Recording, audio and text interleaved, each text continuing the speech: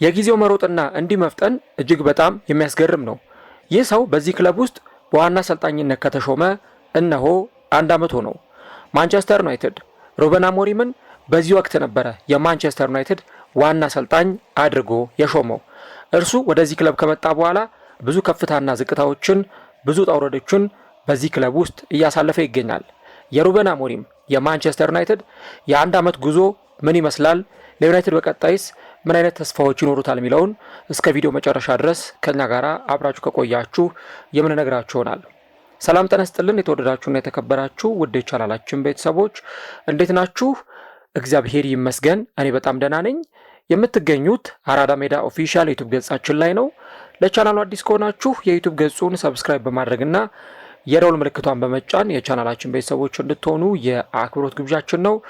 ቪዲዮውን ስትጀምሩ ደግሞ ዩቲዩብ ፕሮግራሙን ለብዙዎች እንዲያደርሰው ላይክ ያደረጋችሁ መጀመራችሁን አስታውሱ። የአራዳ ሜዳ ኮሜንታተር ተስፋ ወርቅ ሉል ሰገድ አብሬያችሁ ቆይታ አደርጋለሁ። ፈጣሪ ፈቅዶ ዛሬም ከእናንተ ጋር ተገናኝተናል። የሩበን አሞሪምን የማንቸስተር ዩናይትድ የ1 ዓመት ጉዞን በዚህኛው ፕሮግራማችን ላይ የምንመለከት ይሆናል። ወደ ፕሮግራሙ ከማለፌ በፊት ግን አንድ ጥያቄን ለእናንተ ማንሳት ፈልጋለሁ። ሌሎች ክለብ ደጋፊዎችም ለማንቸስተር ዩናይትድ ደጋፊዎችም ይህ ጥያቄ ይሰራል። የሩበን አሞሪምን የ1 ዓመት የማንቸስተር ዩናይትድን ጉዞ እንዴት ተመለከታችሁት? አሰልጣኙ በማንቸስተር ዩናይትድ ምን አይነት ጊዜዎችን አሳልፏል? ለእናንተ የአሰልጣኝ የማንቸስተር ዩናይትድን ውጤታማ ጊዜያት መመለስ ይችላል ብላችሁ ታስባላችሁ ወይ? ኮሜንት ላይ የገባችሁ አሴቶቻችሁን ብጽፉልን እንወዳለን። እንግዲህ ኖቬምበር 11 ወይም ደግሞ ልክ በትላንትናው ቀን ነበር ከ1 ዓመት በፊት ማንቸስተር ዩናይትድ ሩበን አሞሪምን በክለቡ ዋና አሰልጣኝ አድርጎ ወደዚህ ክለብ ያመጣው። በማንቸስተር ዩናይትድ እሱ እንግዲህ በ12 ወራት ቆይታው ውስጥ ምናልባት ጥቂት ደስታዎች፣ ጥቂት የከፍታ ጊዜያት ከዛ ደግሞ ብዙ የውድቀትና የሽንፈት ጊዜያትን በዚህ በማንቸስተር ዩናይትድ አሰልጣኝነት ውስጥ አሳልፏል። ኤሪክ ቴን ሃግ በማንቸስተር ዩናይትድ እሳቸው በአሰልጣኝነት ዘመናቸው የነበረውን በጣም ብዙ ውዥንብሮች፣ ብዙ መጥፎ ውጤቶች ለማስተካከል አሰልጣኙ በዚህ ክለብ ውስጥ አሁንም ብዙ ትችቶች ቢቀርቡበትም እነዛን የማስተካከል ኃላፊነቱን ደግሞ ሊወጣ የግድ ይለዋል። እርሱ ወደ ማንቸስተር ዩናይትድ ከመምጣቱ በፊት በማንቸስተር ዩናይትድ የነበረው ድባብ፣ ኤሪክ ቴን ሃግ በሚያሰለጥኑት ቡድን ውስጥ የነበረው አትሞስፌር ትክክል እንዳልነበር የሚያሳዩ በጣም ብዙ ክፍተቶች ነበሩ። ማንቸስተር ዩናይትድ በዩሮፓ ሊግ ጥቅምት 3 ማለትም በፈረንጆቹ አቆጣጠር ከፖርቶ ጋር ተጫውቶ 3-3 አቻ የተለያየበት ጨዋታ ምናልባትም የመልበሻ ክፍሉን የበለጠ ያነቃነቀ እንደነበር ብዙ ሰዎች ይናገራሉ። እንደምታስታውሱት በዛ ጨዋታ ማንቸስተር ዩናይትድ 2-0 ፖርቶን ይመራ ነበር። ራሽፈርድና ራስመስ ሆይሉንድ ለማንቸስተር ዩናይትድ ሁለቱን ጎሎች አስቆጥረው ማንቸስተር ዩናይትድ 2-0 ይመራ ነበር። ከዛ ፖርቶች እጅግ በጣም በሚያስገርም ሁኔታ በጥቂት ደቂቃዎች ውስጥ 2 ግቦችን አስቆጥረው በመጀመሪያው አጋማሽ ጨዋታቸውን 2-2 አጠናቀቁ። ከረፍት መልስ አንድ ተጨማሪ ጎል ደገሙና ጨዋታውን 3-2 አደረጉ ማለት ነው። እንግዲህ ከኋላ ተነስተው ነው ይህንን ካምባክ አሳይተው ጨዋታውን 3-2 በሆነ ውጤት መምራት የቻሉት። በኋላ ሃሪ ማጓየር 90ኛው ደቂቃ ከተጠናቀቀ በኋላ በባከኑ ደቂቃዎች 3ኛውን ጎል አስቆጥሮ ማንቸስተር ዩናይትድ እንዳይሸነፍ ያደረገችውን ጎል ለማንቸስተር ዩናይትድ ማስቆጠር ችሎ ነበር። ነገር ግን ጨዋታው ከተጠናቀቀና ጨዋታው ካበቃ በኋላ አሰልጣኝ ኤሪክ ቴን ሃግ በቡድናቸው አቋም ፍጹም ደስተኛ እንዳልነበሩ በተለያዩ ሁኔታዎች ሲገለጽ ነበር እና እንደውም መልበሻ ክፍል ውስጥ ጠንከር ባሉ ቃላቶች ተጫዋቾቻቸው ላይ እየጮሁ ተጫዋቾቻቸውን ሲናገሯቸውና ተጫዋቾቻቸውን ሲተቿቸው ነበር። በዛ በኤስታዲዮ ዶ ድራጋኦ በተመዘገበው ውጤት አሰልጣኙ ፍጹም ደስተኛ አልነበሩም እና ምን ያክል ደግሞ በዛ ጨዋታ ላይ ደስተኛ እንዳልሆኑ የምታውቁት በጣም እየጮሁ በቁጣ ነበረ ተጫዋቾቻቸውን መልበሻ ክፍል ውስጥ ሲናገሯቸው የነበረው። ከዚህ ባለፈም በዛ የመልበሻ ክፍል ንግግራቸው ቆይታ ወቅት ተጫዋቾቻቸው ትኩረት አድርገው እንዲጫወቱ፣ ታክቲካል ዲሲፕሊኑን እንዲከተሉ፣ ምናልባትም ማሸነፍ የሚፈልጉ ከሆነ እነዚህን ነገሮች እንዲያደርጉ ነበር ለተጫዋቾቻቸው አጽንኦት ሰጥተው ሲናገሩ የነበረው እና ዘለግላሉ ደቂቃዎች ነበር እንደውም የሚባለው ዘለግላሉ ደቂቃዎች አሰልጣኙ በመልበሻ ክፍል ውስጥ እነዚህ ንግግሮች ሲያደርጉ ነበር። ምን መስተካከል እንዳለበት፣ ምን ማድረግ እንዳለባቸው ለተጫዋቾቻቸው ቁጣ ባዘለ ሁኔታ ሲነግሯቸው ነበር። እና የሚያስገርመው ደግሞ ይህ ጉዳይ አይደለም። ልክ እሳቸው ይህን ንግግር ተናግረው ተጫዋቾቻቸውን በቁጣ ገስጸው ከጨረሱ በኋላ የቡድኑ አምበል ብሩኖ ፈርናንዴዝ አሰልጣኙና ረዳቶቻቸውን ከመልበሻ ክፍል እንዲወጡላቸውና ተጫዋቾቹ ለብቻቸው መነጋገር እንደሚፈልጉ ነበር ያሳወቋቸው የነበረው። ምናልባት እንደዚህ አይነት ነገሮች ብዙም የተለመዱ ላይሆኑ ይችላሉ፣ ግን አስገራሚ አይደለም ይላሉ አንዳንድ ሰዎች። እና ኤሪክ ቴን ሃግ ይህን ነገር ተናግረው ከጨረሱ በኋላ ከረዳቶቻቸው ጋር ከመልበሻ ክፍል እንዲወጡላቸው፣ ተጫዋቾቹ ደግሞ የራሳቸውን ነገር መነጋገር እንደሚፈልጉ ነበር ያሳወቋቸው። እና ያለ አሰልጣኞቻችን እንዴት ችግሮቻችንን መቅረፍ እንችላለን፣ እንዴት ችግሮቻችን ማስተካከል እንችላለን የሚል ውይይት በብሩኖ ፈርናንዴዝ እና እንዲሁ ደግሞ በሌሎች ተጫዋቾች መካከል ሲደረግ ነበር ማለት ነው። እንግዲህ እንዲህ አይነት ነገሮች ከዛም በፊት የተለመዱ ነበር ይላሉ ለማንቸስተር ዩናይትድ በጣም ቅርብ የነበሩ ሰዎች። ማንቸስተር ዩናይትድ በሚያዝያ 2023 በኒውካስል 2-0 ከተሸነፈ በኋላ የቡድኑ የተከላካይ መስመር ተጫዋች ሊዛንድሮ ማርቲኔዝ በቡድን አጋሮቹ ላይ በከፍተኛ ሁኔታ እየጮኸ መልእክት ለማስተላለፍ ይሞክር ነበር ይላሉ እንግዲህ በወቅቱ ያንን ነገር የሚያውቁ ሰዎች። ማንቸስተር ዩናይትድ የካራቦ ካፕ ዋንጫን ካሸነፈ በኋላ በቀጣዮቹ ጊዜያት ላይ ከፍተኛ ጥረት አድርጎ ወደ አውሮፓ ቻምፒየንስ ሊግ የሚያስገባውን ውጤት ነበር ያገኘው፣ ሶስተኛ ደረጃን ይዞ በማጠናቀቅ። ያ ምናልባትም ለክለቡ ጥሩ የሚባል ስሜትን የፈጠረና ጥሩ የሚባል ተነሳሽነትን የፈጠረም ቢሆን ነገር ግን ደግሞ በተጫዋቹና በአሰልጣኞቹ መካከል የነበረው ተግባቦት ግን ምን አይነት ነው የሚል ጥያቄ ደግሞ እዚህ ጋር የሚያስነሳ ነበር።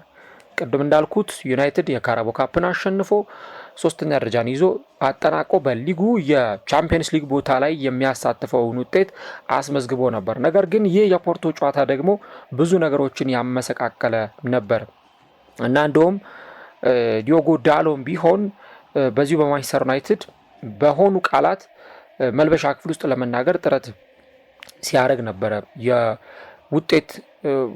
የመጣው ውጤት ፐርፎርማንሱ ጥሩ እንዳልሆነ እነዚህ ነገሮች ለመናገር ይሞክር ነበር እና እንደዚህ አይነት ነገሮች መጥፎ አይደሉም። ተጫዋቾች ከአሰልጣኞች ለየት ብለው ተጫዋቾችን የሚመክሩ ከሆነ ወይ ደግሞ ተጫዋቾችና አሰልጣኞች መካከል የሆነ አይነት አለመግባባት ካለ ያ እንደ መጥፎ የሚወሰድ አይደለም። ምክንያቱም ክላውዲዮ ራይኔሪ በ2016 የእንግሊዝ ፕሪሚየር ሊግ ዋንጫን ከሌስተር ሲቲ ጋር ሳይጠበቁ ባሸነፉበት ሲዝን በእሳቸውና በአንዳንድ ተጫዋቾች መካከል አለመግባባቶች እንደነበሩ ይጠቀሳል። ግን ደግሞ ያ ክለቡን ለተሻለ ውጤት አብቅቶታል። ሆኖም ግን አሰልጣኝ ኤሪክ ቴን ሃግ ደግሞ እዛ ፖርቱጋል ላይ በተመዘገበው ውጤት ከተጫዋቾቻቸው ጋር የገቡበት ሰጣ ገባ ተጫዋቾቻቸው ላይ እንዴት እየጮሁ ተጫዋቾችን ሲገስጹ እንደነበር ለተመለከተ ምናልባትም ነገሮቹ በጣም ጥቂት አስቸጋሪ ይመስሉ ነበር። ታዲያ የማንቸስተር ዩናይትድ ሰዎች በኢኒዮስ ዋና መቀመጫ ወይም ሄድኳርተር ለንደን ውስጥ ከፖርቶ ጨዋታ ከ5 ቀን በኋላ ስብሰባ አድርገው ነበር። በቀጣዩ ጊዜ ደግሞ ማንቸስተር ዩናይትድ በቪላ ፓርክ 0-0 በሆነ ውጤት ጨዋታውን አጠናቀቀ። ይህ ጨዋታ ደግሞ ሰር ጂም ራትክሊፍ የታደሙበትና በቪላ ፓርክ ቁጭ ብለው ያንን ጨዋታ የተመለከቱበት ነበር። ግን አሁንም እስቲ የተወሰኑ ነገሮችን እንመልከት የሚል ሀሳብ ነበራቸው። በኋላ ማንቸስተር ዩናይትድ በዌስትሃም ዩናይትድ በእርግጥ እዛ ጨዋታ ላይ ብዙ አወዛጋቢ ነገሮች ነበሩ ከዳኝነቱ ጋር ተያይዞ። እንደዛም ቢሆን ማንቸስተር ዩናይትድ 2-1 በዌስትሃም ከተሸነፈ በኋላ ኦማር ቤራዳ በቀጥታ ወደ ስፖርቲንግ ሊዝበን ነበረ በረራ ያደረጉት። እናም ኦማር ቤራዳ ወደ ስፖርቲንግ ሊዝበን ካቀኑ በኋላ ከስፖርቲንግ ሊዝበኑ ፕሬዚዳንት ፌዴሪኮ ቫራንዳስ ጋር ውይይት ነበር ያደረጉት። ሩበን አሞሪም ወደ ማንቸስተር ዩናይትድ እንዲመጣ ይህንን ነገር ለማጠናቀቅ ይህንን የአሰልጣኝነት ሹምሽር ለማጠናቀቅ ነው ወደዛ ሄደው ከቫራንዳስ ጋር ንግግር ያደረጉት እና ኦልሞስት የቴን ሃግ ነገር ያበቃለት ይመስል ነበር። አሞሪም ወደ ማንቸስተር ዩናይትድ እንዲመጣ ከፍተኛ ፍላጎት ነበራቸው።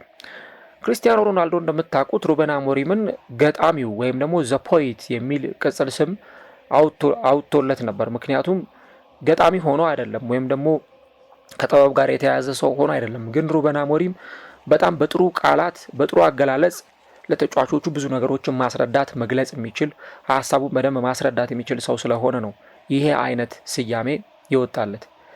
እና ደግሞ በጣም የሚያስገርመው ለተጫዋቾቹ ምንም አይነት አዲሽናል የሆነ ነገር መስጠት የማይፈልግ ስራውና ስራው ላይ ብቻ ትኩረት ማድረግ የሚፈልግ አሰልጣኝ ነው። ሩበን አሞሪም ወደ ማንቸስተር ዩናይትድ ከመምጣቱ በፊት ከማንቸስተር ዩናይትድ ሰዎች ጋር የነበረው ንግግር እንደምታውቁት እሱ በዛ ሰዓት ወደ ማንቸስተር ዩናይትድ ለመምጣት አልፈለገም ነበር፣ ወይም በዛ ሰዓት ዩናይትድን መረከብ አልፈለገም ነበር። ምክንያቱም ዩናይትድ ውጥንቅጥ ውስጥ ነው ያለው። በዛ ጊዜ በጣም ብዙ የተመሰቃቀሉ ነገሮች ነበሩ።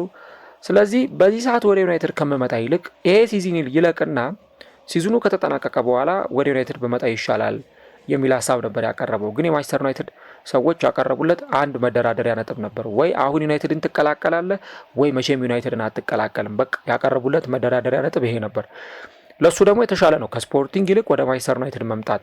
የትልቅነት ልዩነት፣ የስም ልዩነት፣ የውጤታማነት ልዩነት በመካከላቸው አለ እና ሩበን አሞሪም ምንም እንኳን በዛ ሰዓት ዩናይትድን መቀላቀል ከፍተኛ ሪስክ እንዳለው ቢያቅም ቢረዳም፣ ነገር ግን ደግሞ ይሄኛው እንደው አማራጭ የሌለው አጣብቂኝ ውስጥ የከተቱበትም ጉዳይ ስለነበር በቃ ዩናይትድን በዚህ ሰዓት ልረከብ ወደሚለው ውሳኔ የመጣው ከዛ በኋላ ነበር። ምክንያቱም ያለሱ ስፖርቲንግ የነበረበት ኮንፈርት ዞኑ ነበር። በየአመቱ ዋንጫዎችን የሚያሸንፍበት ስኬታማ ጊዜን የሚያሳልፍበት ክለብ ነው። ዩናይትድ ደግሞ እንደዚህ አይነት ክለብ አይደለም። ግን አማራጭ አልነበረውም። አሞሪምን ለማስፈረም ሊቨርፑልም ፍላጎት ነበረው አርነ ስሎትን ከማምጣቱ በፊት የርገን ክሎፕ ከለቀቁ በኋላ። ነገር ግን ምን አይነት አሰልጣኝ ነው የሚለውን ነገር ካዩና ከተመለከቱ በኋላ በጀርገን ክሎፕ ታይፕ በጀርገን ክሎፕ ያጫወት ስልት ሊጫወት የሚችለው አርነ ስሎት ነው ብለው ነው ይህንን አሰልጣኝ አርነ ስሎትን ወደ ክለባቸው ያመጡት።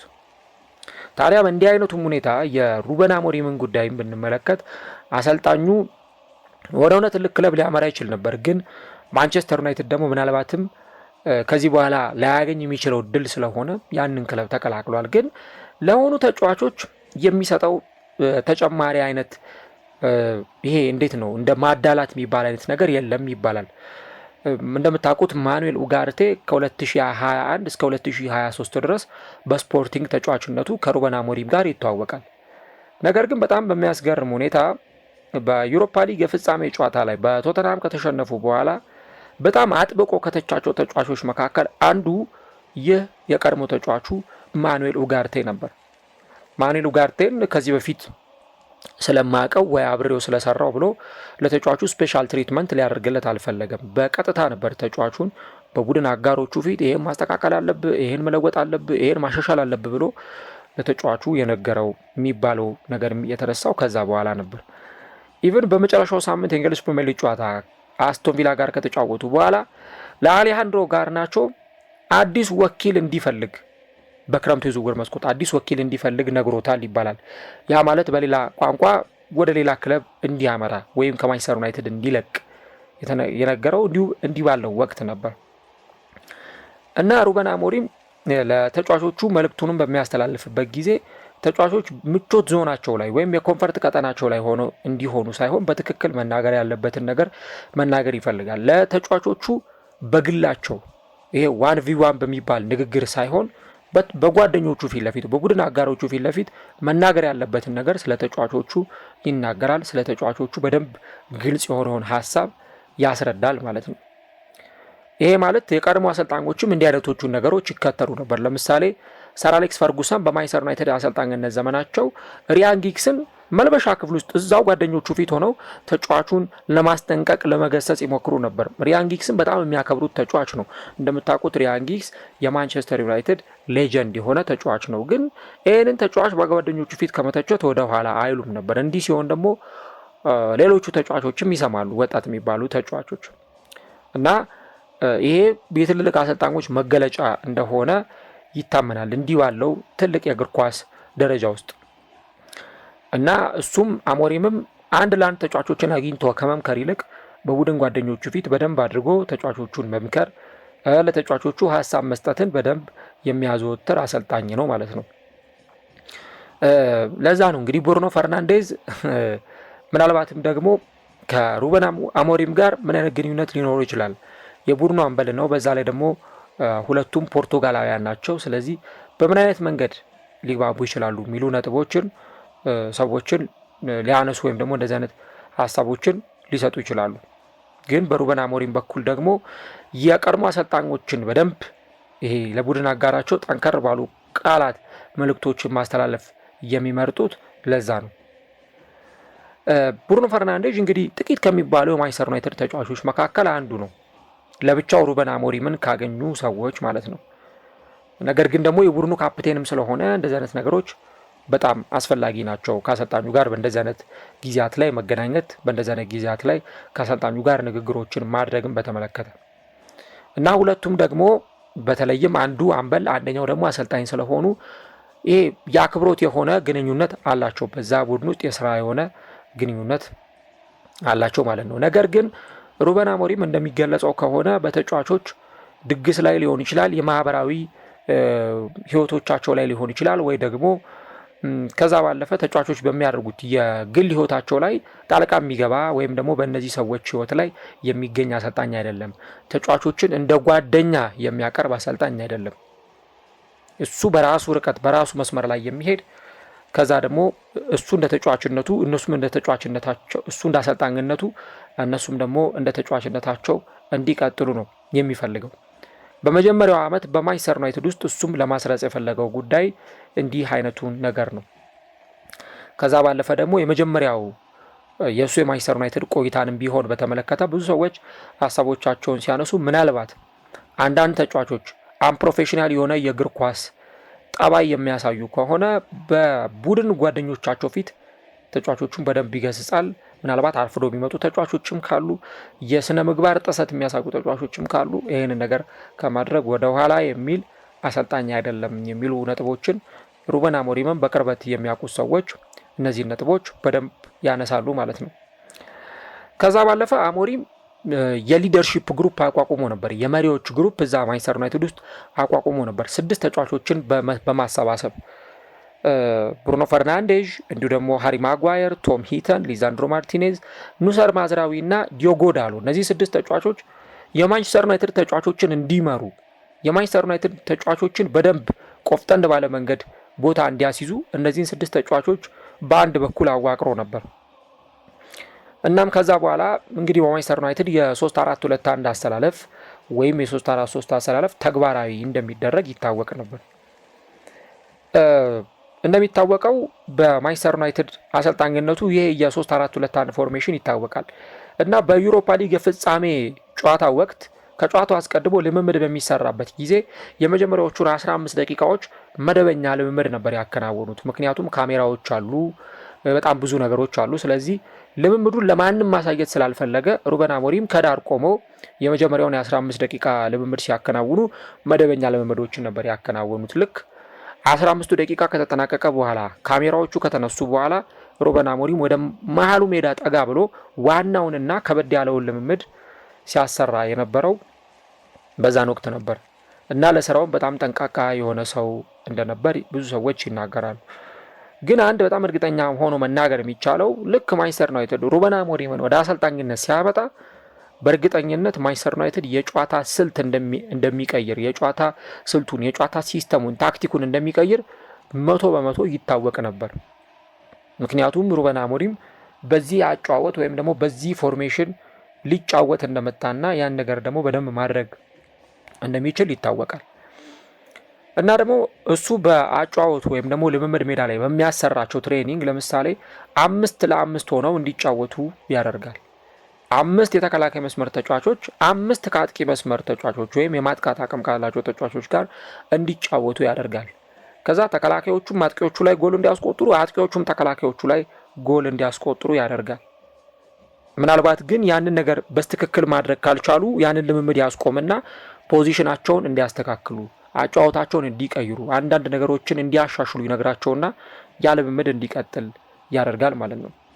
ነገር ግን አንዳንድ ተጫዋቾች ደግሞ የሆነ ሀሳብ ወይም ጭንቀት ነበራቸው። ይሄ አጨዋወት ለእኛ የሚሆን አይነት ነው ወይ፣ በትክክል ማንቸስተር ዩናይትድ ጋር መጥቶ የሚሰራ አጨዋወት ነው ወይ የሚል ጥያቄን በውስጣቸውም ቢሆን ያነሱ ነበር እና እንደውም እንደምታውቁት አሰልጣኙ ከታክቲኬ ዝንፍ አልልም፣ እኔ ታክቲኬን አልለውጥም፣ ታክቲኬን አልቀየርም የሚል ጽኑ አቋም ነበረው። በእርግጥ ሌሎች ነገሮች ነበሩ፣ እናነሳቸዋለን በኋላ ላይ። ጄዘን ዊልኮክስ በቡድኑ የዳይሬክተር ኦፍ ፉትቦል ኃላፊ ነበሩ ያለፉትን ዓመታት። በኋላ ዳን አሽወርዝ ከማንቸስተር ዩናይትድ ከለቀቁ በኋላ የክለቡ ስፖርቲንግ ዳይሬክተር ሆኖ በዛ ክለብ ውስጥ እየሰሩ ይገኛሉ እና ከዚህ የፎርሜሽን ጉዳይ ጋር ተያይዞ ከሩበን አሞሪም ጋር ንግግር ሲያደርጉ ነበር። ዊልኮክስ ማንቸስተር ሲቲ ወደ ውጤታማነት ሲመጣና ይህን ሁሉ ዓመታት በበላይነት ሲዘልቅ የ4-3-3 የጨዋታ የታክቲክ ስልትን ይጠቀም ነበር እና ይሄ ነገር እንዴት ባለ መንገድ ነው የሚታየው በሚለው ጉዳይ ላይ በካሪንግተን የልምምድ ማዕከል ከሩበን አሞሪም ጋር ንግግሮችን ሲያደርጉ ነበር። በእርግጥ ሩበን አሞሪም የ4-3-3 አስተላለፍን ሞክሯል በማንቸስተር ዩናይትድ። አሁን ይህን ስንሰማ ልንገረም እንችላለን፣ ግን እውነታው ይሄ ነው። ይህንን ነገር የሚናገረው ደግሞ የዚህ አትሌቲኩ ጸሐፊ ላውሪ ዋይት ዊል ነው እና እንደውም ላውሪ ምንድን ነው የሚለው የ4-3-3ን አጨዋወት ወይም የ4-3-3ን ታክቲክ በተወሰነ መንገድ ሩበን አሞሪም ሞክሮ ነበር፣ ግን የሞከረው በጨዋታ ላይ ሳይሆን በአንዳንድ ልምምዶች ላይ ነበር። ይህንን ደግሞ ያደረገው ለምንድን ነው? ተጫዋቾች በዚህ ፎርሜሽን ላይ ያለውን ነገር በደንብ እንዲረዱት እንዲያውቁት ከማድረግ አንጻር በዚህ ፎርሜሽን ተጫዋቾች ሊጫወቱ የሚችሉባቸውን ነገሮች በልምምድ ሜዳ ላይ ለመተግበር ጥረት ሲያደርግ ነበር። ነገር ግን ደግሞ እሱ ቅድም እንዳልኩት ወደዚህ ክለብ ሲመጣ በ3 ተከላካይ ሊጫወት እንደሚችል፣ በ3-4-2-1 ፎርሜሽን ሊጫወት እንደሚችል በግልጽ የታወቀ ነገር ነበር። ስለዚህ ምናልባትም ይህን ነገር አለመቀየሩ ብዙም የሚያስገርም አይሆንም እና ደግሞ በዚህ ክለብ ውስጥ አሁን ያስፈረማቸው ተጫዋቾች በደንብ ያን ነገር ተግባራዊ የሚያደርጉ ናቸው ተብለው ይታመናሉ። በተለይ እነ ብሪያን ምቡሞ፣ እነ ማቴዎስ ኩኛ የመሳሰሉ ተጫዋቾች እና የሩበን አሞሪም አስተሳሰብና እምነት ይህ የ3-4-2-1 አጨዋወት ማንቸስተር ዩናይትድን ወደ ቀደመ ኃያልነቱ ወደ ቀደመ ውጤታማነቱ የሚመልስ ነው የሚል አመኔታ አላቸው።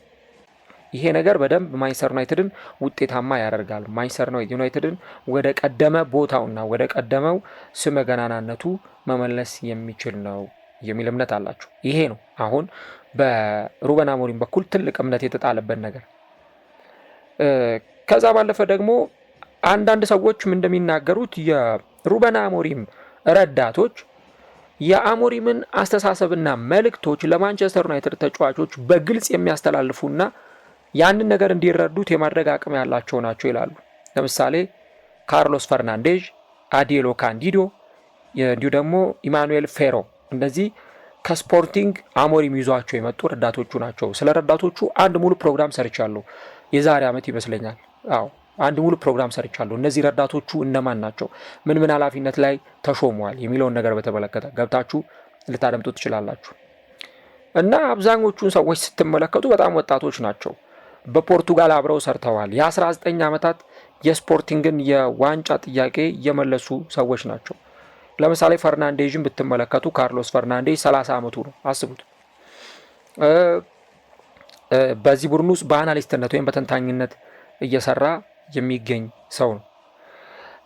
ከዚህ በተጨማሪ ሌሎቹንም ሰዎች ብትመለከቱ በጣም ወጣቶች የሚባሉ ሰዎች ናቸው እዚህ በሩበን አሞሪም ስብስብ ውስጥ የተካተቱትና በዚህ ቲም ውስጥ አብረው ከሩበን አሞሪም ጋር እየሰሩ ያሉ ሰዎች ከእሱ ጋር ተመሳሳይነት አምቢሽን ያላቸው ተመሳሳይነት አስተሳሰብ ያላቸውና ይሄን ነገር በደንብ ለተጫዋቾቹ ማስረጽ የሚችሉ ሰዎች ናቸው ማለት ነው። እና ቅድም እንዳልኩት ፈርናንዴዥ 30 ዓመቱ ነው። ካንዲዲዮ ደግሞ 30 ዓመቱ ላይ ይገኛል። ፈርናንዴዥ እንኳን የሩበን አሞሪም ረዳት ምክትል አሰልጣኝ ነው።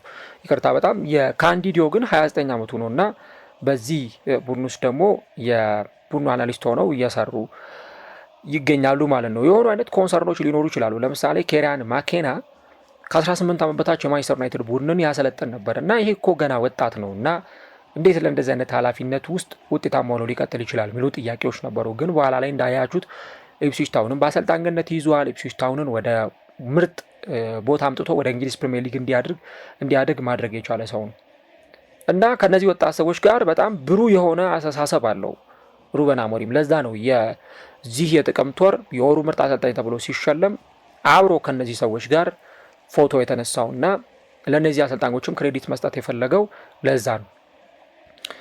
እንግዲህ በአሞሪም የአሰልጣኝነት ጊዜ በተለይም በዚህ በማንቸስተር ዩናይትድ የአሰልጣኝነት ጊዜ የዝቅታ ዓመታት ነው፣ የዝቅታ ወራት፣ የዝቅታ ሳምንታት ነበሩ።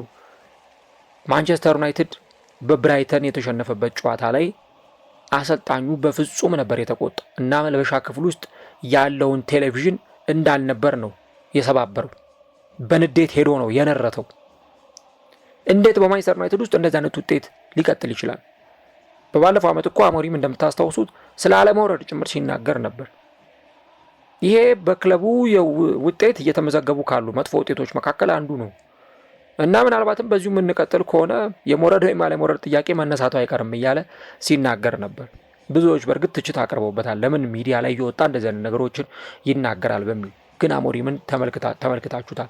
መልበሻ ክፍል ውስጥ በጣም በስሜት በንዴት ያንን ቴሌቪዥን የመልበሻ ክፍሉን ቴሌቪዥን ሲሰብረው የማንቸስተር ዩናይትድ ተጫዋቾች ላይ በጣም ኃይለ ቃል ተጠቅመው አንዳንድ ጊዜ ሰዎች ንዴታቸውን በጣም አብዝተው ሲገልጹ ወይም በጣም ሲበሳጩ እንደዛ ነገሮችን የሚያደርጉት ከቃላትም ያልፋል እና ሩበን አሞሪም ምናልባት ስታዩት ብዙ ተች ላይ ለቆሙ የሚናገር አሰልጣኝ ላይሆን ይችላል። እንደውም ቁጢት ብሎ ሲተክዝ ምናምን ታዩታላችሁ።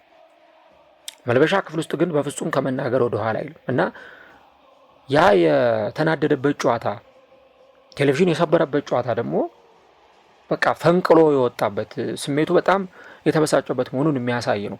አሞሪም ወደ ማንቸስተር ዩናይትድ ከመምጣቱ በፊት አንድ ነጥብ ይነሳ ነበር። ችግሩ የአሰልጣኞች ብቻ አይደለም፣ ችግሩ ከተጫዋቾቹም ጋር የሚመጣ ነው። አንዳንድ ተጫዋቾች አሉ፣ ልግመኛ ተጫዋቾች የማንቸስተር ዩናይትድ መለያ ለብሰው ትክክለኛውን ፐርፎርማንስ የሚያሳዩ። እንደውም ሮናልዶ ባለፈው ብሏል ከፒርስ ሞርጋን ጋር ባደረገው ቆይታ አሉ ብዙ ተጫዋቾች ለማንቸስተር ዩናይትድ መለያ የማይመጥኑ ተጫዋቾች አሉ ብሎ ሲናገር ነበርና አሞሪም ከእንደዚህ አይነት ነገሮች ጋር መላተም ነበር የግድ ያለው። ከዛ በዘንድሮ ዓመት ደግሞ በግሪምስቢ ታውን ጭራሽ ፕሪሚየር ሊግ ላይ በማይጫወት ሻምፒዮንሺፕ ላይ በሌለ ቡድን ዩናይትድ ተሸነፈና አረፈው፣ ከካራቦ ካፕ ተሰናበተ። አሞሪም እዛ ጨዋታ ላይ ግራ ተጋብቷል።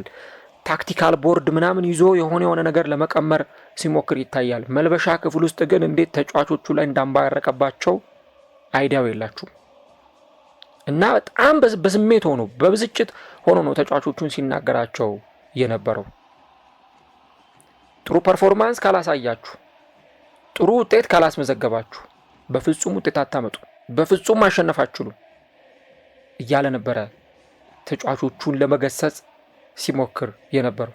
ምንም ነገር መቀየር አትችሉም እና እኔ መቼም 20 ምናምን ተጫዋች መቀየር አልችልም፣ ካለኝ ስኳድ ጋር እቀጥላለሁ፣ ግን እኛ ደግሞ ፐርፎርማንሳችንን ማሻሻል አለብን፣ መቀየር አለብን የሚል ሀሳብ ነበረ ሩበን አሞሪም ለተጫዋቾቹ ሲያሰርጽ ወይም ደግሞ ለተጫዋቾቹ ሲነግር የነበረው። እንግዲህ ይሄ ምን ያክል በጣም አስቸጋሪ ነገር እንደሆነ በደንብ እዚህ ጋር ማየትና መረዳት ይቻላል።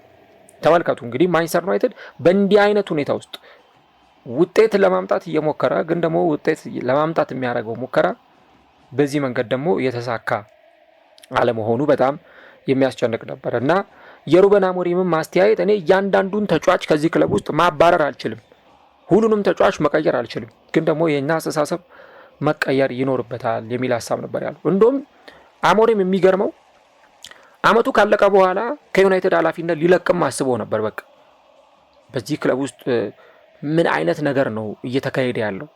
አሞሪም እኮ ተናግሯል።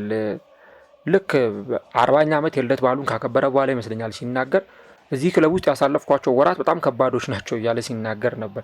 አሞሪም እንደምታውቁት በመልኩም ስታዩት መልካም አይነት ሰው ነው፣ መልከኛ የምትሉት አይነት ሰው ነው እና ወደ ዩናይትድ ከመጣ በኋላ ግን ያ ሳቂታ የሚባለው መልኩ በአንድ ጊዜ ነው የተቀየረው እና የሆነ አይነት ሚነድ ነበልባል ውስጥ እንደገባ እንኳን ጥቂት ወራትን አይቶ መረዳት በጣም በቂ ነበር እና ብዙ ሰዎች እንደሚናገሩት ዚ አትሌቲክም እንደዘገበው በቃ ሊወጣ ከዩናይትድ አስቦ ነበር። በቃ ይሄ ሲዝን ካለቀ በኋላ ከማንቸስተር ዩናይትድ እለቃለሁ፣ ምክንያቱም ይሄ ውጤት በፍጹም ፌር የሆነ ውጤት አይደለም ከሚለው አስተሳሰብ ጋር ማለት ነው እና አሞሪም ግን ልክ ሲዝኑ ካለቀ በኋላ ደግሞ እንደገና ሀሳቡን አጢኖ በዚህ ክለብ ውስጥ ለረጅም ጊዜ ለመቆየት ውጤት ለማምጣት የክለቡን ውጤት ለማስተካከል ደግሞ እንደገና ውጥን የወጠነበት ጊዜ ነበር።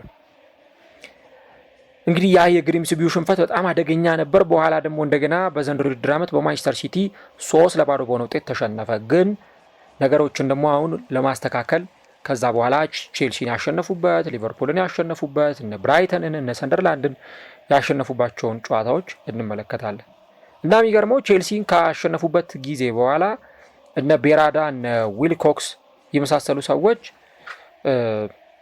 እንግዲህ ንግግሮችን ሲያደርጉ ነበረ ከሩበን አሞሪም ጋር ንግግሮችን ያደረጉባቸው የስብሰባ ጊዜያት ነበሩ።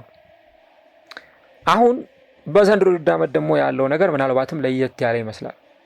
ባለፈው እንግዲህ እንደምታውቁት ቲኤንቲ ስፖርት የእግር ኳስ አስተላላፊ ተቋም ብሮድካስተር እንደሆነ ይታወቃል እና በባለፈው ጨዋታ ላይ በማንቸስተር ዩናይትድ ደጋፊነቱ የሚታወቀውን ፍራንክ ኤሊት የተሰኘውን የማንቸስተር ዩናይትድ ደጋፊን ጋብዞት ነበረ በፕሮግራሙ ላይ። ፍራንክ ኤሊትን ባለፈው በተመለከተ ፕሮግራም ሰርተን ነበር። ያው ብዙ ሰው ስላላየው ፕሮግራሙን አጠፋ ነው እንጂ ፍራንክ ኤሊት የማንቸስተር ዩናይትድ ደጋፊ ነው።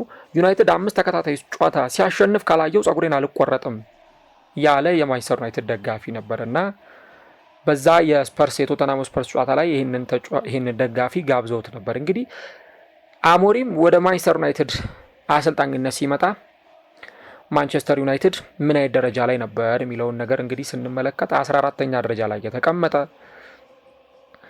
11 ነጥቦችን ከ9 ጨዋታዎች የሰበሰበ 3 የግብ ዕዳ የነበረበት ቡድን ነበር ማንቸስተር ዩናይትድ ከአንድ ዓመት በፊት አሞሪም ወደ ዩናይትድ ሳይመጣ ማለት ነው።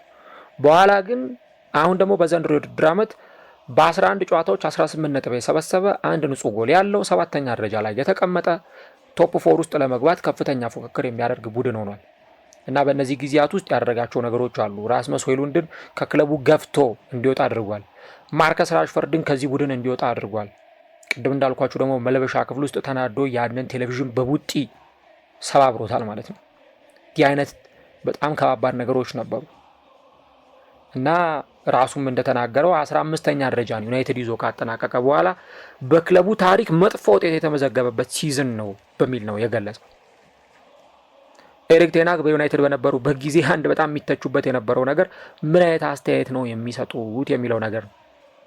ምን አይነት አስተያየት ይሰጣሉ?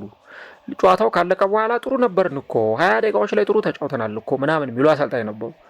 አሞሪም ግን ወደ ዩናይትድ ከመጣ በኋላ በፍጹም የሚያለባብስ አይነት አሰልጣኝ አይደለም። በቃ ፊት ለፊት ነው ሁሉንም ነገር የሚናገሩ። ጥሩ አይደለንም፣ ጥሩ አልተጫወትንም፣ ጥሩ ፐርፎርማንስ አላሳየንም፣ እንዲህ አይነት ነገሮችን የሚናገር ሰው ነው እና በማንቸስተር ዩናይትድ ውስጥ የሆኑ አይነት ሰዎች ደግሞ ምን አይነት አመለካከት አላቸው ስለ ሩበን አሞሪም ወይ አሰልጣኙን በተመለከተ ምን አይነት አስተያየት ሊሰጡ ይችላሉ? ለምሳሌ ኤዲ ግሌዘር ከግሌዘር ቤተሰቦች ውስጥ ተጠቃሹ ሰው ናቸውና እሳቸውም ቢሆን ይህንን ጉዳይ በተመለከተ ይናገራሉ።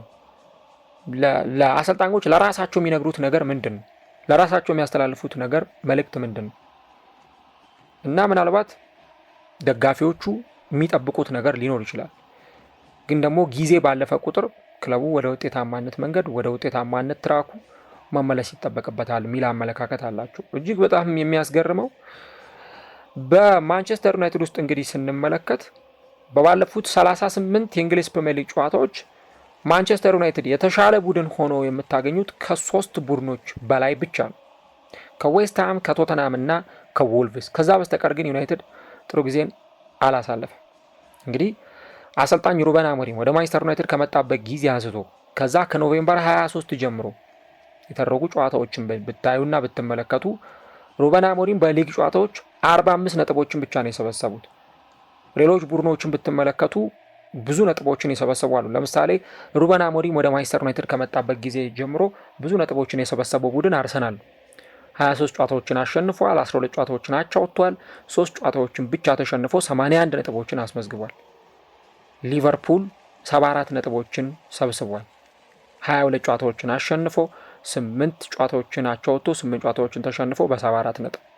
ማንቸስተር ሲቲ 70፣ ቼልሲ 70፣ አስቶን ቪላ 66፣ ኒውካስል 60፣ ክሪስታል ፓላስ 63፣ ቦርንመዝ 59፣ ብሬንፎርድ 56፣ ኖቲንግሃም ፎረስት 55፣ ብራይተን 58፣ ኤቨርተን 53 እንዲሁ ፉልሃም 47 ነጥቦችን ሰብስቧል። ዩናይትድ 14ኛ ደረጃ ላይ ነው የምታገኙት። እንግዲህ 45 ነጥቦችን በመሰብሰብ 12 አሸንፎ 9 አቻ ወጥቶ 17 ተሸንፎ ዩናይትድ 14ኛ ደረጃ ላይ ተቀምጧል።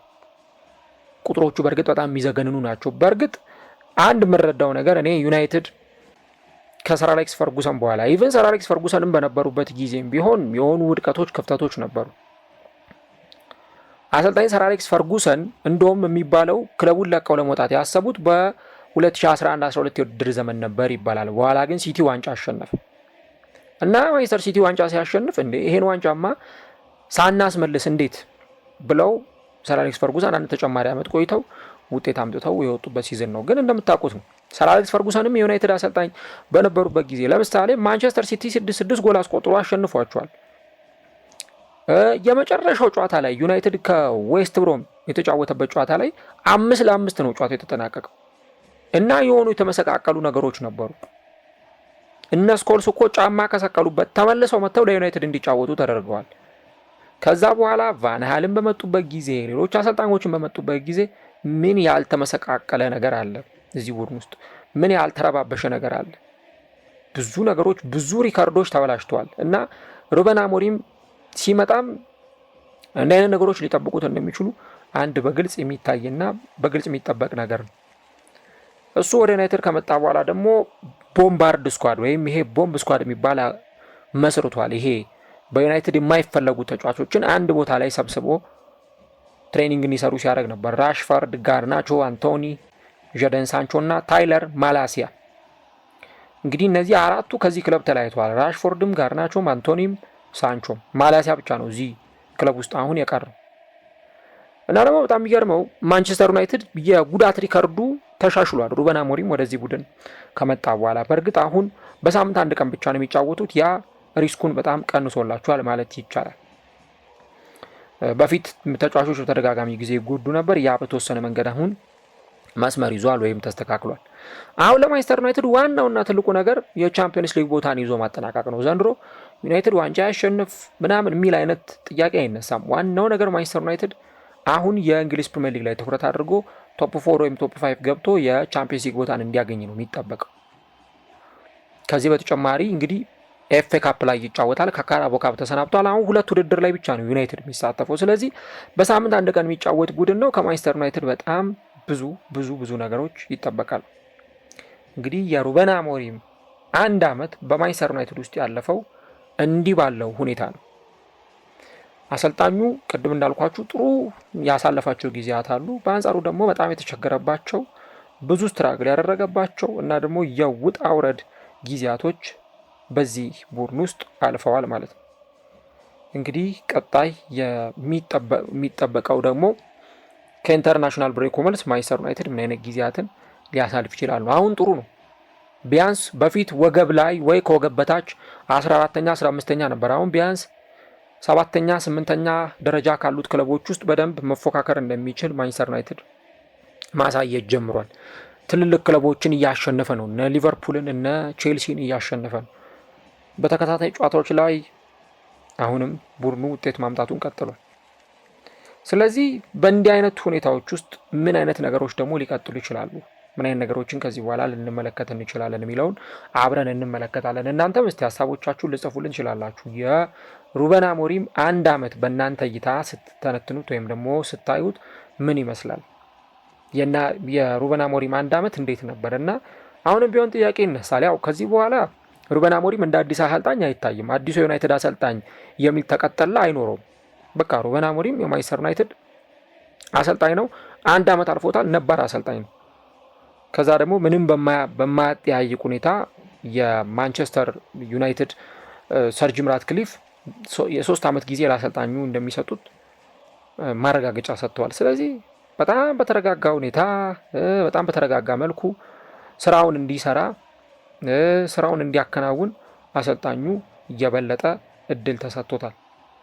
ስለዚህ ይሄንን ነገር ደግሞ ማድረጉ በቀጣይ አሰልጣኙ የበለጠ ስራውን በተረጋጋ ሁኔታ እንዲሰራ ስራውን በተረጋጋ መልኩ እንዲያከናውን የበለጠ እድል የሚሰጠው ነገር ይሆናል ማለት ነው። እንግዲህ በዝውውር መስኮቱ እነ ኩኛን፣ ብሪያም ምቡሞን፣ ቤንያሚን ሼሽኮ፣ እነ ሴኒ ላመንስ የመሳሰሉ ተጫዋቾችን አስፈርሟል። የበለጠ ትራንስፎርማቲቭ የሆነ ዝውውር እንደሆነ ይታመናል። ክለቡን ወደ አንድ ደረጃ ማሻሻል የሚችል ወይም ደግሞ ከፍ ማድረግ የሚችል ዝውውር እንደሆነ ነው የሚታመነው። ምናልባት እንግዲህ አሰልጣኙ ከዚህ በኋላ ውጤት ካላመጣ አስቸጋሪ ነው የሚሆነው። ምክንያቱም በሳምንት አንድ ቀን ነው ቲሙ እየተጫወተ ያለው። በጣም ብዙ ነገሮች አሉ። እነዚህ ነገሮች ውጤቶችን የማስተካከል ኃላፊነት ደግሞ ለዚህ ቡድን የተሰጠ ነው ማለት ነው። ስለዚህ ለማንኛውም ይህን እንመለከታለን። እስቲ ዩናይትድን ወደ ቀደመ ቦታው መመለስ ይችላል ወይ? ቴናግ ሀሳቦቻችሁን ኮሜንት ላይ ጻፉልን። ቴናግ እንግዲህ አንደኛ ዓመት ሻማውን አብርቷል ወይም አንድ ዓመቱን አክብሯል። በዩናይትድ አክብሯል ሲል ያው አንድ ዓመት ደፍኗል ለማለት ነው። እንግዲህ ቀጣዮቹ ጊዜያት ደግሞ ለሩበን አሞሪም የበለጠ አስቸጋሪ ይሆናሉ። ግን እነዚህን አስቸጋሪ ጊዜያት እንዴት ይወጣቸዋል የሚለው በጣም በጉጉት የሚጠበቅ ጉዳይ ነው።